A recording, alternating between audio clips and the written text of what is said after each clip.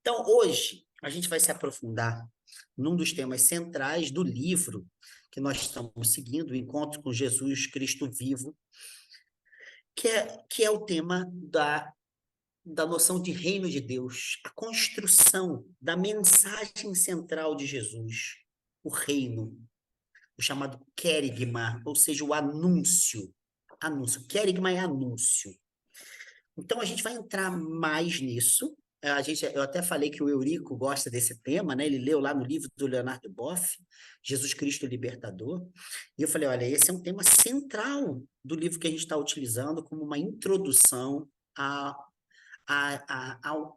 às imagens de Jesus de Nazaré que nos interessam. São muitas imagens. Algumas nos interessam, outras não, né? O Jesus dos colonizadores, ao meu ver, não me interessa. O Jesus dos nazistas também não me parece que nos interessa, né? Me desculpa, pessoal. O Jesus do governo anterior também não me interessa.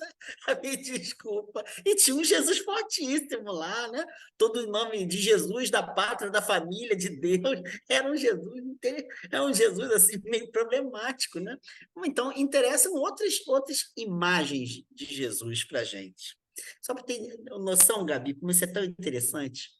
No encontro que a gente teve semana passada com a Ivone Gebara, teve um momento do encontro que ela deixou claro uma coisa, que para ela era muito importante repensar as imagens masculinas de Deus. E como que isso afeta diretamente o cotidiano de mulheres, sobretudo mulheres empobrecidas. Tem uma palestra dela que eu usei como material para uma aula que eu dei. Ela fala, olha, a Bíblia está repleta de imagens de Deus e o cristianismo está repleto de imagens de santos, santas, de Jesus. E essas imagens hoje, elas têm que passar pelo crivo das nossas dores, ela diz, dos nossos corpos, para que a gente possa saber se essas imagens fazem ou não sentido. Ela citou vários textos bíblicos para dizer, olha, isso tem cabimento hoje para a gente, essa imagem faz sentido para a gente. Então, a gente poderia dizer, assim, de maneira muito, muito básica, quais imagens de Jesus que nos foram legadas, que condicionam a nossa maneira de pensar, de atuar, de desejar, de sentir? Quais as imagens que não fazem sentido? Por quê? Porque as nossas dores dizem que não fazem sentido. Porque os nossos corpos dizem que não fazem sentido. Não é só no campo do estudo, é no campo da experiência vivida. A experiência vivida está dizendo que isso não faz mais sentido, gente. A gente se destruiu muito a partir dessas imagens. Ah, mas elas surgiram num momento específico como libertadoras. Claro, óbvio, é isso. As imagens, elas surgem como fonte de libertação um dia e como fonte de opressão, elas funcionam no dia seguinte, entende? Então, a questão é a gente está sempre ressignificando, recolocando, né, reposicionando as nossas imagens a partir do confronto com os estudos, com a leitura bíblica, com o exercício concreto da nossa fé. Então, não é uma fonte única que nos faz criticar as imagens. São muitas fontes de vida que nos fazem criticar as imagens, né? É fácil perceber isso quando a gente se pega numa situação como aconteceu quando aconteceu comigo pessoalmente, mas também aconteceu com algumas pessoas que vieram a mim me contar experiências que foram extremamente significativas, porque confrontaram essas pessoas com, com a sua amplitude de respeito, com o grau de amorosidade dessas mesmas pessoas. Quando elas se colocaram em situações que os seus referenciais mostraram que essas pessoas estavam sendo intolerantes, não conseguiam escutar, que alguma coisa as machucava no comportamento do outro, que não era um comportamento violento, agressivo, injusto, era só pelo fato de ser outro, entende? Eu me lembro até hoje, um rapaz num grupo lá da Igreja Presbiteriana Bethesda, do Neemias e do Jonas, eu ainda não era pastor, eu devia ter 21 anos, talvez, e um rapaz com HIV, ele estava contando uma história, a história da descoberta dele, né, de ser soropositivo, o tratamento, como que doía os seus olhos. Ele falava, doía os olhos, os remédios do coquetel machucavam os olhos. Foi uma dor insuportável até o organismo se adaptar. Um dia ele comenta com um colega de trabalho, se eu não me falha a memória, ele era engenheiro ou arquiteto, um dos dois. Ele trabalhava numa boa empresa, era um rapaz de olho azul, do sul do Brasil, classe média mais abastada, sabe? E ele estava comentando com um amigo o fato dele ser gay, como isso era um problema para ele. Rapaz, de repente o camarada começou a sentir uma repulsa. E ele falou pro rapaz assim: Poxa, eu pensei que você era uma pessoa diferente, porque você sempre falou de amor para mim. Ele era espírita, o rapaz. Você sempre falou de caridade. Ou seja, essas experiências nos confrontam com as imagens que a gente legou. E a gente tem que reler as imagens, reler os textos, à luz dessa experiência tão corporal, a repulsa. A gente tem que reler. Não é assim? A Gabi fez psicologia, tem muita coisa assim que hoje já se tornou um clichê. Mas tem muita coisa que a gente, né, as psicologias, as psicanálises nos ensinaram.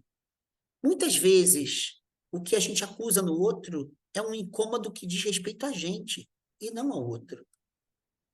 O outro não está tendo problema nenhum em ser daquele jeito, e aquele jeito não está sendo violento, não está sendo nada, a não ser está sendo diferente. Então, aquilo que incomoda na gente, muitas vezes não diz respeito ao outro, diz respeito a certos limites, crenças limitantes, como dizem algumas psicologias, crenças limitantes. Sabe, as nossas religiosidades estão repletas de crenças limitantes.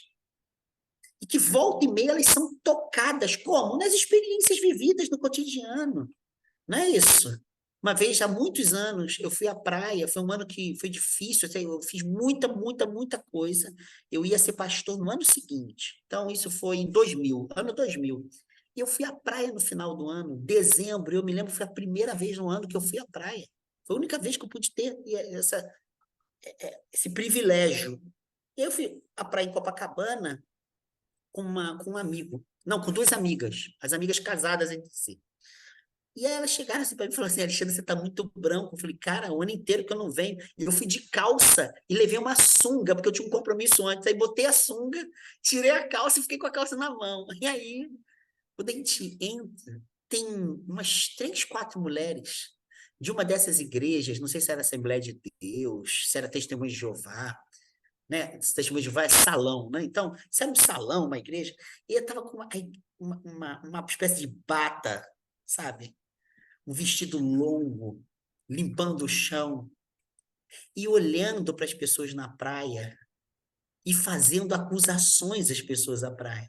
Eu sei disso porque eu parei do lado delas para tirar a calça, acusando essas pessoas pela felicidade delas, por elas estarem seminuas, por elas estarem se banhando. De onde vem esse incômodo? O que legitima esse incômodo? Sim, é um conjunto de imagens religiosas, morais.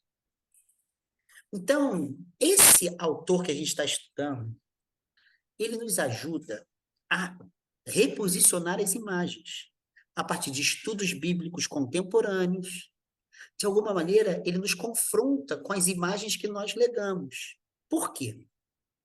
Porque a gente criou um Jesus de Nazaré metafísico. O que significa isso? É um Jesus de Nazaré que paira sobre o espaço e o tempo. Então, todos os atributos que a gente usa para falar de Jesus, que se manifestam muito na hinologia cristã, nos hinos. Rei dos reis, Senhor, né? Salvador, todos atributos de Jesus de Nazaré. Então, rei dos reis. Então, tem todos os reis da terra, ele é rei de todos os reis. Essa imagem, não é isso? Salvador. Então, tá todo mundo em pecado e ele dispõe do mecanismo de salvação. Né? A gente repetiu isso o tempo inteiro. Mas tem muitos outros atributos Jesus está à destra do Pai e ele é onisciente, porque ele é Deus. Então, ser Deus e onisciência. Então, a gente canta musiquinha. Cuidado, olhinho com o que vê. Cuidado, mãozinha com o que toca. O Salvador está olhando para você. Quer dizer, o Salvador é esse Jesus, que está à destra do Pai, olhando. Hã? Olhando. Juiz. Jesus disse no Evangelho de João: eu não vim julgar o mundo, mas salvá-lo. Mas o nosso imaginário faz com que Jesus seja o juiz. Então, a gente já viu isso aqui em outros textos, a gente tem uma judicialização da imagem de Jesus de Nazaré.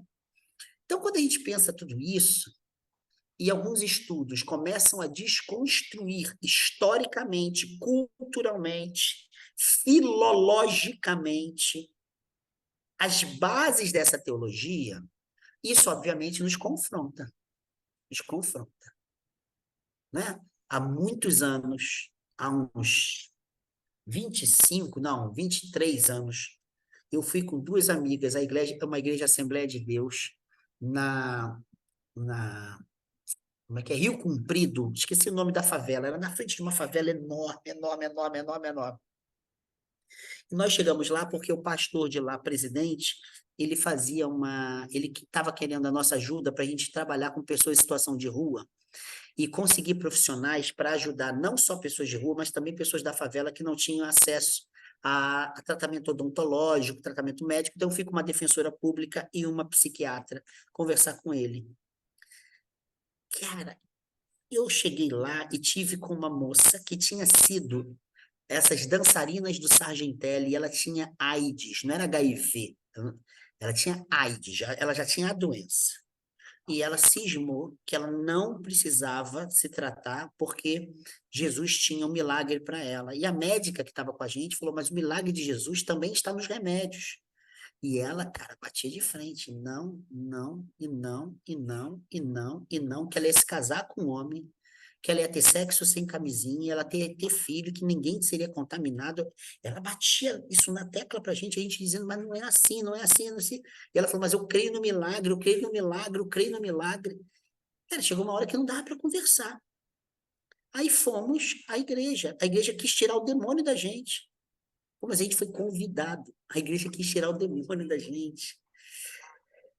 Cara, uma coisa assim, delicadíssima, delicadíssima. E tava todo mundo ali disposto a ajudar num projeto comum. A gente queria criar um projeto comum, já que a gente já tinha um de rua. Cara, foi difícil o negócio. E aí, a conversa com o pastor presidente, ele era um pouquinho mais flexível. Aí chegou o momento da conversa que vinha uma teologia, cara, com tantas verdades universais e eternas e imutáveis. E fica uma questão fora, assim, uma questão que não apareceu mas e o ser humano histórico Jesus de Nazaré, que experimentou as experiências fugazes, transitórias da vida? Onde ficam essas verdades eternas à luz das vicissitudes históricas de Jesus de Nazaré? Onde está Jesus de Nazaré nas verdades dogmáticas cristãs? Ah, elas têm uma referência a Jesus de Nazaré, mas elas sobrevoam Jesus de Nazaré. Porque a gente deixa de lado a concretude das experiências de Jesus de Nazaré para ficar com a imutabilidade das nossas doutrinas. E, de repente, o concreto de Jesus de Nazaré, que os evangelhos tentaram exprimir, não como relato histórico, mas usando experiências históricas para falar da fé, aquele lugar do concreto, onde Jesus de Nazaré viveu a sua história, aquele lugar é abstraído.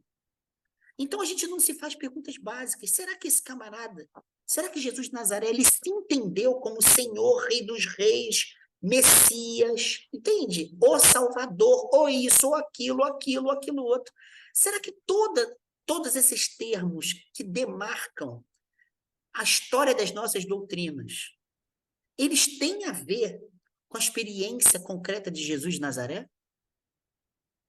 Então, nós vimos aqui como que esse autor e outros estão interessados em pensar a distinção, mas não a separação do Cristo da fé e do Jesus histórico. Cristo da fé é o Cristo elaborado pela fé comunitária. Jesus histórico é esse ser humano que existiu na Palestina, no Oriente Médio, há um pouco mais de 2000 anos.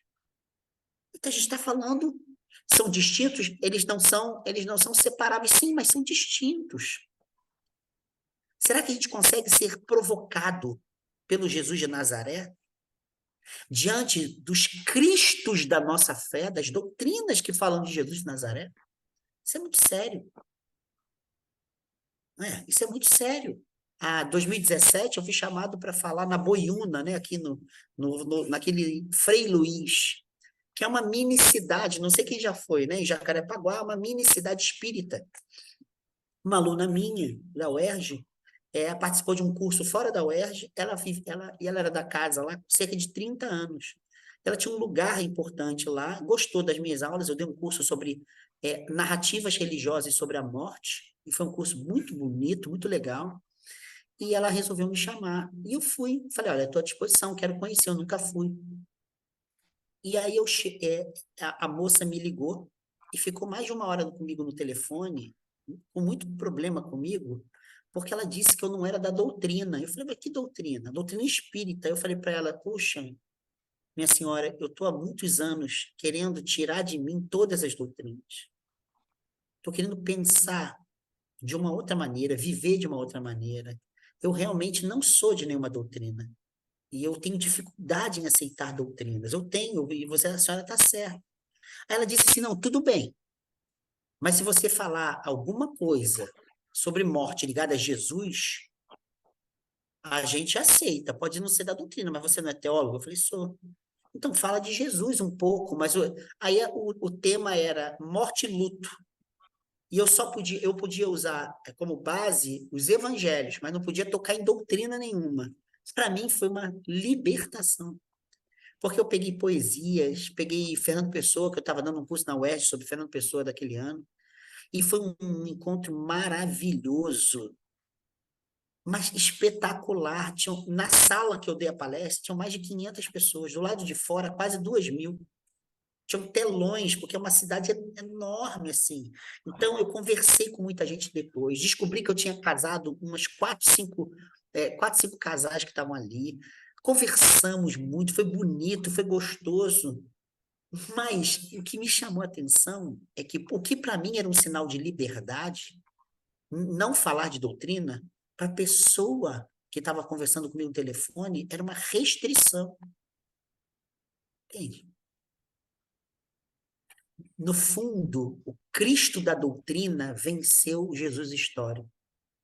É sobre isso que esse autor começa a falar no livro.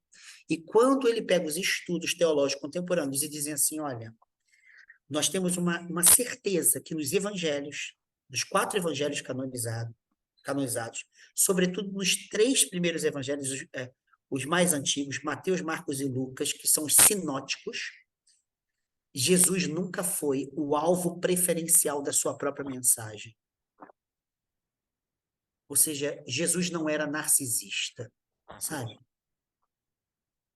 Isso é muito importante para a gente, porque o nosso cristianismo é narcisista. A gente sempre pensa Jesus colocando a si mesmo em primeiro plano da sua mensagem. Porque o cristianismo transformou Jesus em eixo da sua mensagem, das suas doutrinas. A questão é que Jesus de Nazaré, ele não era cristocêntrico, ele era reinocêntrico.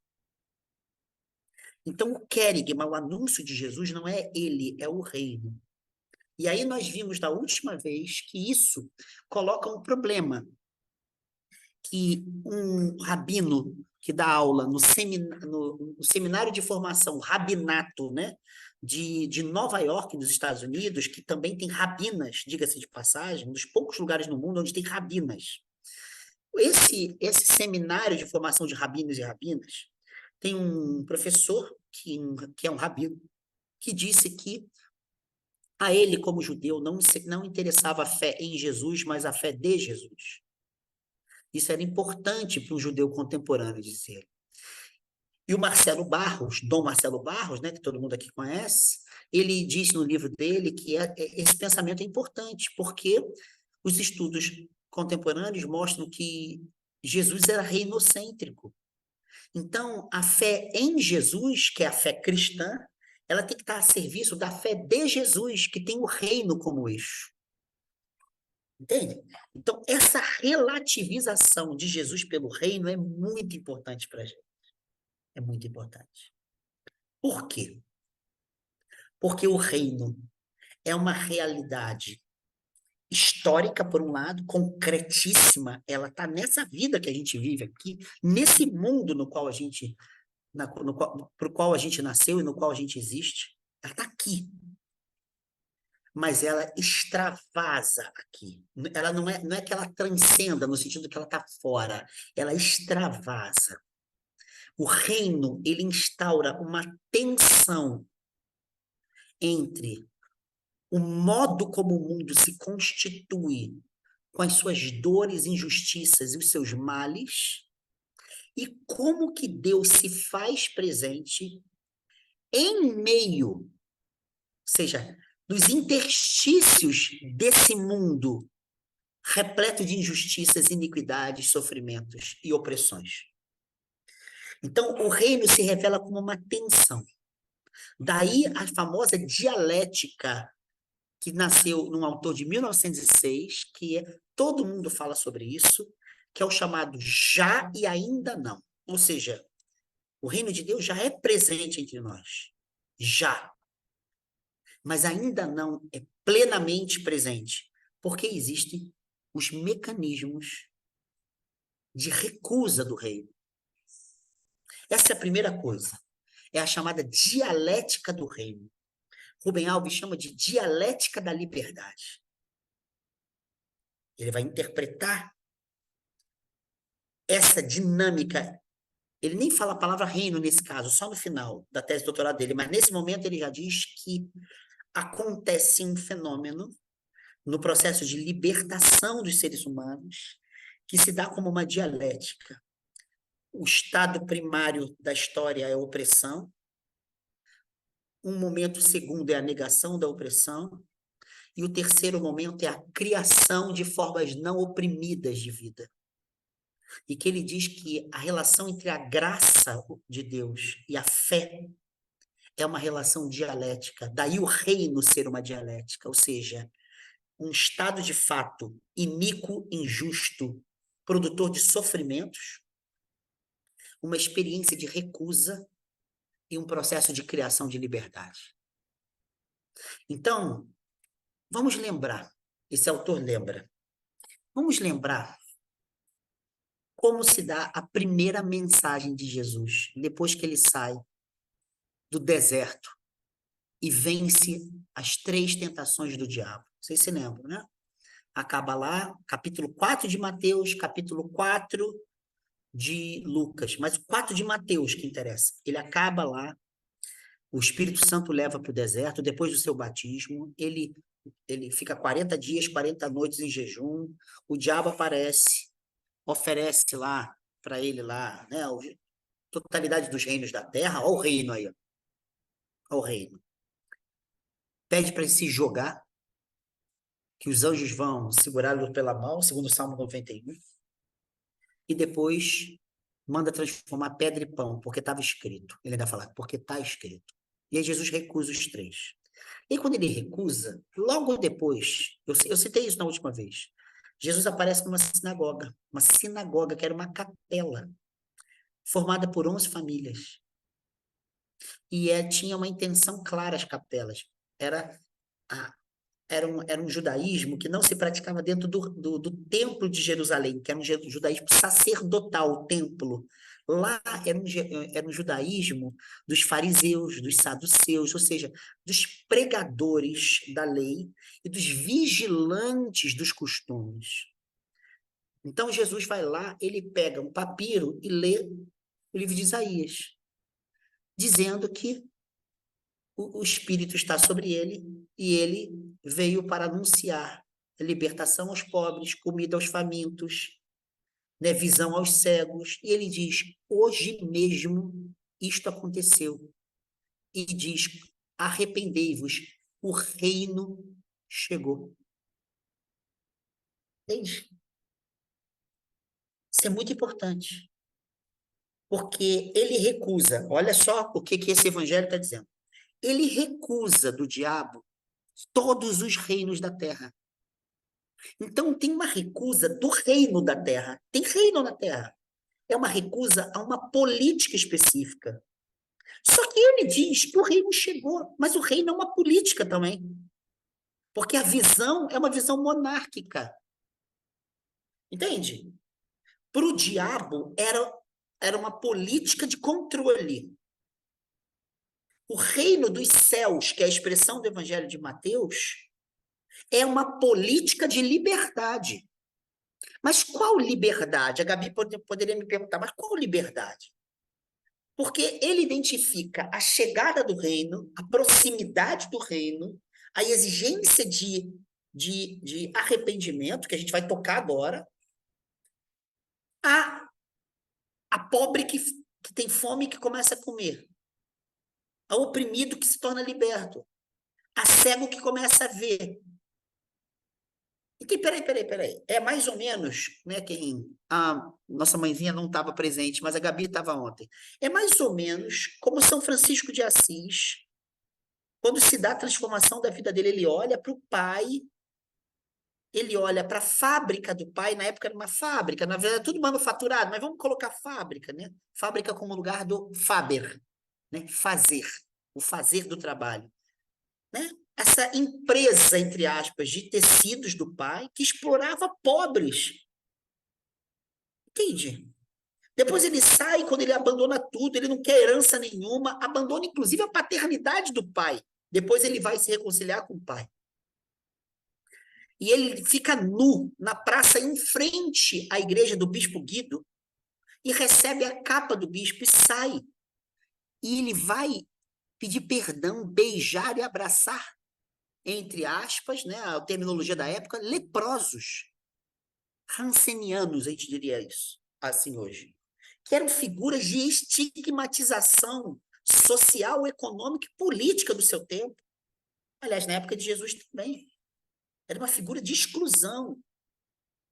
Quando a gente tem Jesus de Nazaré, pegando o livro de Isaías e pegando todas as figuras de exclusão que aparecem no texto de Isaías e dizendo, hoje isso daqui aconteceu? O reino chegou? Ou na outra tradução, o reino está próximo? Arrependei-vos. Ele está dizendo, peraí, o reino é uma política da liberdade, mas uma liberdade que não é a liberdade liberal, onde cada qual faz o que quer, porque é um indivíduo dotado de propriedades particulares que devem ser expressas, direito de ir e vir, de comprar o que eu quiser, de morar onde eu quiser e puder pagar. É uma liberdade como falta de vínculo. Eu não dependo de ninguém, logo eu faço o que eu quero. Eu tenho que ter direitos que me assegurem a ter propriedade privada, ninguém vai me assaltar, me roubar. Se fizer isso, vai ser preso. Eu faço o que quiser com o meu dinheiro, com a minha comida. Se quiser jogar fora, eu jogo. Por quê? Porque eu não tenho obrigação de dar para ninguém o que sobra na minha casa. Essa é a liberdade liberal. É o indivíduo como uma ilha, autossuficiente. Isso é tosco, estranho. Na tradição judaica, não existe liberdade como indivíduos independentes que não precisam uns dos outros. Não existe isso. A tradição judaica vê o ser humano como corpo interdependente. Aliás, a palavra corpo, que é tão importante na tradição judaica, diz respeito à pertença. Vamos traduzir isso, Gabi, tá? Estou interpretando esse autor. O que importa no reino dos céus ou no reino de Deus é que ele é a política da liberdade do pronome nós. Por isso, o reino chega a partir de sinais históricos. Qual? Quem tem fome vai comer. Quem tem sede vai beber. Quem é oprimido vai ser liberto da opressão. É isso. Esses são os sinais. É uma política da liberdade que perpassa a experiência de libertação. O que é libertação? É uma ação de produção de liberdade em meio à experiência de opressão. Jesus pega no livro de Isaías os sinais histórico-culturais de certas opressões hegemônicas. E diz, olha, hoje isso aqui aconteceu. Arrependei-vos. O reino chegou. No mesmo evangelho, Jesus diz, o reino dos céus está entre nós. No evangelho de Lucas diz, está dentro de nós. O reino está aqui. Sendo que na tradição judaica, dentro nunca é uma realidade subjetiva que só eu tenho. Dentro é sempre dentro de um contexto de relações. Contexto, sempre. Não existe interioridade sem relação na tradição judaica. Então Jesus está dizendo, olha, ele está aqui. Está aqui, acontece aqui entre a gente, e aí? Como é que fica? Em outras palavras, Jesus abre mão do reino do diabo, que é controle dos povos da terra, para o reino dos céus, que é a liberdade, que acontece em contextos de opressão a partir da transformação qualitativa desses contextos. Os contextos são metamorfoseados. Não há liberdade no reino sem libertação dos corpos oprimidos. Então, esse autor está dizendo para a gente, olha, o eixo da mensagem de Jesus não era Jesus, era o reino. Mas o reino é uma política que a gente tem que comparar com o que Jesus falou com o diabo. Não quero esse reino. Esse reino de domínio, eu não quero. Eu abro mão de ser um reino no sentido tirânico e despótico. Eu vou morrer por outro reino. O reino onde as relações de poder sejam fabricadoras de liberdade. Entende? Gabi, isso nos leva a um passo a mais, que esse autor não dá, mas ele cita o texto. Então, eu vou usar o texto que ele cita. Ele cita o livro que nós vamos estudar aqui, Jesus Cristo, o Libertador, do Leonardo Boff. Aparece no Leonardo Boff uma coisa importante para a gente pensar. Qual é a relação de poder, reino e liberdade? A gente só pensa poder enquanto estratégia de controle e sujeição, ou seja, poder é relação subordinadora. É assim que a gente pensa reino. Estratégia de controle, sujeição, opressão, silenciamento, condução coercitiva, não é? A gente pensa assim. Isso tem sentido, claro. Muitas relações de poder são isso. O pai diz faz, tem que fazer. Então você tem uma obrigatoriedade e tal. Acontece, já citei isso na IRA, em algum lugar, que aparece, sobretudo no Evangelho de João, uma outra relação de poder que é traduzida geralmente por autoridade. Exousia, que é uma palavra difícil, pode ser poder ou autoridade. Então, tem uma passagem clássica em que Jesus está falando, e aí todo mundo diz, caramba, como ele fala com autoridade ou com poder, mesma coisa. Paulo fala sobre a autoridade do Cristo, exousia. Então, geralmente, não é a palavra kratos, que é poder, e que pode se revelar como relação de controle ou de sujeição. Essa palavra não aparece nos evangelhos para falar de Jesus. Uma cristocracia, sabe? Um poder de dominação de Cristo, que é o que o cristianismo tentou implementar nas cruzadas, na Inquisição, na conversão forçada e violenta na colonização das Américas. Mas uma exousia é diferente, eu já falei sobre isso aqui. Exousia é um colocar-se para fora, expor-se, manifestar. Manifestar. Isso é uma exousia, uma presença para fora. Gabi, não sei se você, mãezinha, Adriana, já foram a alguma apresentação de um artista, por exemplo, assim, artista que eu sei que tem o que a gente chama de presença de palco, sabe?